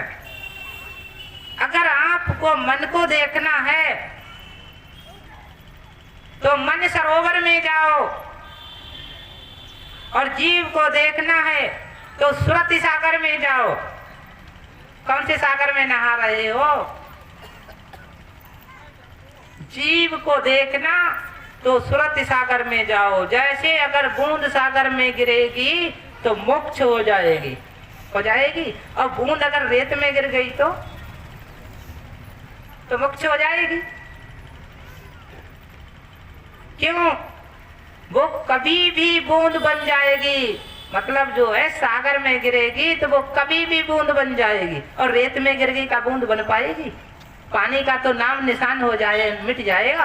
और सागर में गिरेगी तो पानी का पानी ही रहेगा। इसी प्रकार से मोक्ष में जाना है तो आप सुरति सागर में नहाओ और आपको दूसरे रूप में जाना है। जिसे मैं बोलता हूं, कोई देवता बना तो कोई शैतान बना, सताने लगा, दुख देने लगा तो शैतान, और दया करने लगा तो देवता। मगर एक बात बताओ, जिसे खाने को नहीं मिलेगा तो किसी न किसी घर जाएगा, चाहे जबरदस्ती खाए या मांग के खाए। जबरदस्ती में ताकत नहीं तो मांग के खाएगा, चुरा के खाएगा। तो मेरा कहने का उदाहरण है कि आत्मा परम ब्रह्म में लीन नहीं हो सकती, बहुत कठिनाई है। जैसे आप लीन करना चाह रहे, लीन कैसे करना चाह रहे चौराहे वाली से। चौराहे वाली को मनाएंगे तो ब्रह्मलोक जाएंगे। क्या ब्रह्मलोक जाओगे कि चौराहे वाली के लोक जाओगे? मरने के बाद चुड़ैलिया और सैतना बन जाओगे, लौट के घर में आओगे और डंडा खाओगे। तो आप मन की एनर्जी प्रकृति में है, प्राकृतिक में है, और तन की एनर्जी गुण में है, ब्रह्मा विष्णु महेश में। तो मेरा कहने का उदाहरण है, प्रतिदिन सुरत योग साधना करो, हर एनर्जियों को अलग करो। हर एनर्जियों को दिखा है, मोटरसाइकिल ले जाती हो, कहते हैं सर्विस कराना है, क्या कहते हैं? सर्विस कराना है। तो क्या पुर्जा नहीं खोले जाते हैं या वैसी सर्विस कर दी जाती है? तो उसमें पावर कब आती? जब पुर्जा खोलते हैं, सफा करते हैं, तब पावर आती है, वैसे पावर नहीं आती है। इसी प्रकार से आप अपनी प्रतिदिन एनर्जियों को अगला जागृत करो, अलग करो और फिर बांध लो। जब चाहो तो खोल लो और जब चाहो तो बांध लो। क्यों? ये कहाँ रिंच मिलेगा? रिंच कहाँ मिलेगा? तुम्हें रिंच ही नहीं मिलेगा तो खोलोगे बांधोगे कैसे? ध्यान रखो, शब्द नाम का रिंच सदगुरु के पास रहता है, और जब तक वो आपको अभ्यास नहीं कराएगा, सिखाएगा नहीं खोलना बांधना, एनर्जी को निकालना, प्रकृति लोक ले जाना और मृत लोक में लाना, तब तक आपके बस की बात नहीं। सब लोग चाह रहे हैं कि हमारा शरीर छूटे, हम ब्रह्मलीन हो जाएं। किसमें? हम ब्रह्म जी में समा जाएं। कोई कहता अरे हमारा शरीर छूटे, हम शिव जी में समा जाएं। कोई कहता हमारा शरीर छूटे, हम विष्णु जी में समा जाएं। कोई कहता हमारा शरीर छूटे, हम पार्वती शरीर में। अरे समा कैसे जाओगे? तुमने तो अखंड नहीं रखा, तुमने खंड बना दिए। देखा, खंड बना दिए। अखंड में जाओगे। जैसे देखा है, नदी का जल जब तक आकाश की तरफ नहीं उड़ता है तब तक नदी के ग्राउंड में रहेगा, और जब वही नदी का जल वाफ बन के उड़ जाएगा तो नदी का नहीं रहेगा। सागर का जल भी आकाश में जाएगा और नाली का जल भी आकाश में जाएगा, और झील का जल भी आकाश में जाएगा। जब आकाश में जाएगा तो सब जल विलीन हो जाएगा, तो नाम बदल जाएगा। फिर कहोगे, फिर क्या कहोगे? जी झील का जल गिरा है कहोगे, या नाली का जल गिरा है कहोगे भाई, ये जो तालाब का जल गिरा है, फिर आकाश जल बन जाओगे। तो मेरा कहने का उदाहरण है, आप खंड में बंधे हुए निखंड में जाओ। जब तक बंधन मुक्त नहीं होगे तब तक मोक्ष प्राप्त नहीं होगा। और इसीलिए आपकी एनर्जी कम हो गई है। दिखा है, आप एनर्जी दे रहे हो, ले नहीं रहे हो। शरीर को एनर्जी जो मिली है, शरीर मिला है, कौन कौन एनर्जियों से मिला है? शरीर मिला है 3 गुण से। शरीर मिला है 5 तत्व से, शरीर मिला है 25 प्रकृति से, शरीर मिला है निजगुण जीव से। बताओ भाई, किसका शरीर ब्रह्म राक्षस से मिला है? किसका शरीर अवगढ़ से मिला? किसका शरीर खब्बीस से मिला? किसका शरीर मसानी से मिला? किसका शरीर मलगढ़ काली से मिला? किसका शरीर चौराहे वाली से मिला? अरे पूछो तो। ये सभी तुम्हारी एनर्जी खींचेंगे, तुम्हें एनर्जी देंगे नहीं। इसीलिए एनर्जी हीन होते जा रहे हो। दुख पे दुख, दुख पे दुख, संकट पे संकट आता जा रहा है। जा महाराज जी के पास जा रहे, कौन महाराज जी के पास जा रहे, अबे हुआ महाराज जी के पास जा रहे। जाग तो जाओ। प्याज की गांठ, प्याज होता है प्याज, प्याज की गांठ कब बनती है? उल्टी करके प्याज को टांग दो और पानी रोज डालो और रोज हाथ जोड़ो, प्याज महाराज गांठ बढ़ जाए, प्याज महाराज गांठ बढ़ा दो। क्या प्याज की गांठ बढ़ेगी? तो आज के लोग करते क्या? आपको एनर्जी आती किधर से, आप लाते किधर से? आपके शरीर में एनर्जी किधर से आती है आज तक देखी है? बताओ भाई। बच्चा छोटा सा है, इसे रखाना, इसे रखाना, फिर इसके शरीर में ये देखना पृथ्वी तत्व किधर से आया, फिर ये देखना अग्नि तत्व किधर से आया, फिर ये देखना वायु तत्व किधर से आया, फिर ये देखना आकाश तत्व किधर से। क्या पता चलेगा? पता चलेगा?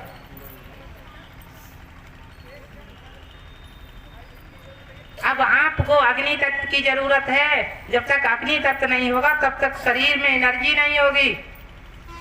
अब कौन सी अग्नि को लोगे? अगर जा कोयला की अग्नि काम करती तो लोग कोयला की अंगीठी गले में टांग लेते। अग्नि शक्ति कम ना होती, कहते लोग बीपी लो हो जाता है। बीपी लो कम क्यों होता है? वो बीपी कम इसीलिए होता है कि अग्नि तत्व, जिसे हम बोलते वात तत्व, पित्त तत्व और कफ तत्व, जब वात कफ पित्त बिगड़ता है, घटता बढ़ता है, जब अग्नि तत्व कम होता है तो बीपी लो हो जाता है। और कहते अग्नि तत्व बढ़ गया। अग्नि तत्व बढ़ने में होता है कि वायु तत्व जो अग्नि तत्व है वो अधिक हो जाता है, तो बीपी हाई हो जाता है, तेजी से रक्त दौड़ता है। कब दौड़ता है? अग्नि बढ़ती है। अब अग्नि तत्व को कम कैसे करोगे? अगर किसी का बीपी बढ़ गया और पानी पी ले वो 3 लीटर, तो क्या कम हो जाएगा? है? बीपी के लिए क्या करना है? जब आप ध्यान योग करोगे, श्रुति शब्द योग करोगे, तो आपके समिता तत्व रहेंगे। समिता मतलब शीतल गति में तत्व रहेंगे, कम ज्यादा नहीं होंगे। क्यों? प्रकृति कभी कम अधिक नहीं देती है, तोल कर देती है। कितना देती है? तोल कर देती है। किसी की सुगंध दूसरे में नहीं जाएगी, किसी फल का स्वाद दूसरे में नहीं जाएगा, किसी की डिजाइन दूसरे में नहीं जाएगी, किसी का आकार दूसरे में नहीं जाएगा। बरगद का आकार बरगद के ही आकार में रहेगा, बरगद का आकार नींबू के वृक्ष के आकार में आ जाएगा। है? तो आप बताओ, अरे आपको तो शरीर परम चेतन है, देवताओं से बड़ा देवता है, देवताओं से बड़ा देवता शरीर है। क्यों? ग्रंथ कह रहा, रामायण करी कि मानव तन दुर्लभ तन पावा, और पैर छुरे 26 के। मान जाओ महाराज, है? पैर छुरे मसान के, अरे मान जाओ महाराज। कोई पैर छुरा ब्रह्म राक्षस, मान जाओ महाराज। पैर छुरे ब्रह्म मरगट मसान काली, कह रहे मान जाओ महारानी। अरे जाग तो जाओ, तुम तो पशु। कबीर साहब ने कहा है, बिन ज्ञान गुरु मानव पशु समाना। बिन गुरु के ज्ञान के बिना मानव पशु समान है। क्यों? आप अग्नि तत्व को जागृत कर सकते हो, आप वायु तत्व को जागृत कर सकते हो, आप पृथ्वी तत्व को जगा सकते हो, और आप आकाश तत्व को जगा सकते हो, आप जल तत्व को जगा सकते हो। देखा है? बताओ भाई, जल तत्व को किसने जगाया? परम। मैं पूछना चाहता हूं, जल तत्व को किसने जगाया? परम।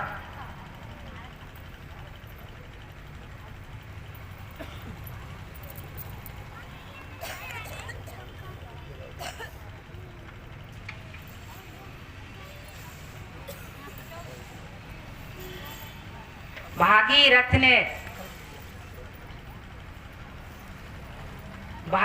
ने पर्वत से लेकर और सागर तक गंगा जल पहुंचा दिया। कहां तक पहुंचाया? पर्वत से लेकर और सागर तक गंगा जल पहुंचा दिया। अगर गंगा जी के नाम से जल,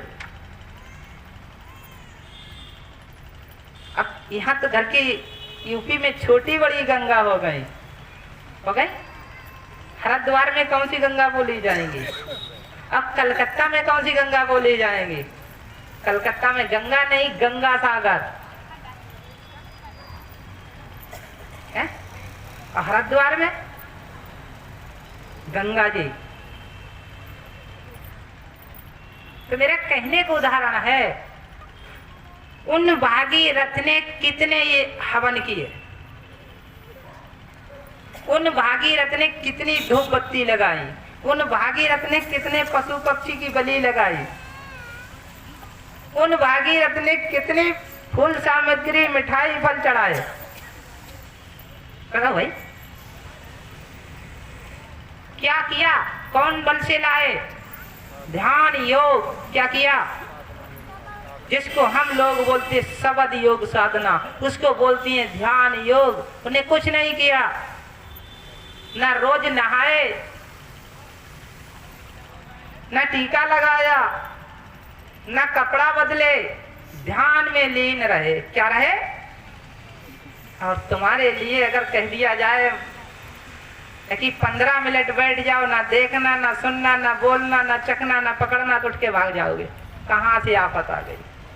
ध्यान रखो, परम शक्ति शून्य में रहती है। शून्य का मतलब दिखाई नहीं देती है। सबसे ऊपर की शक्ति जो है, अमोल शक्ति है, वो दिखाई नहीं देती है। दूसरा मेरा उदाहरण है विष्णु भगवान। विष्णु भगवान रिश्वत लेते हैं। बताओ भाई, विष्णु भगवान रिश्वत लेते हैं? फिर लोग देते क्यों? देते क्यों है रिश्वत? अरे भाई रिश्वत क्यों देते हैं? 80%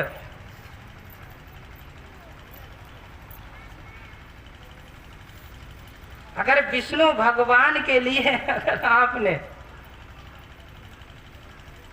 फल लिए, तो चाहे विष्णु भगवान की मूर्त क्यों ना लगी हो, वो 100,000 ग्राम में 100 ग्राम फल कम कर देगा। सही है गलत है? मिठाई 1000 ग्राम में अगर ज्यादा नहीं तो 50 ग्राम कम कर देगा। है? जो रिश्वत देने वाला गया वो जा नहीं कहेगा। संजय को चाहे उसने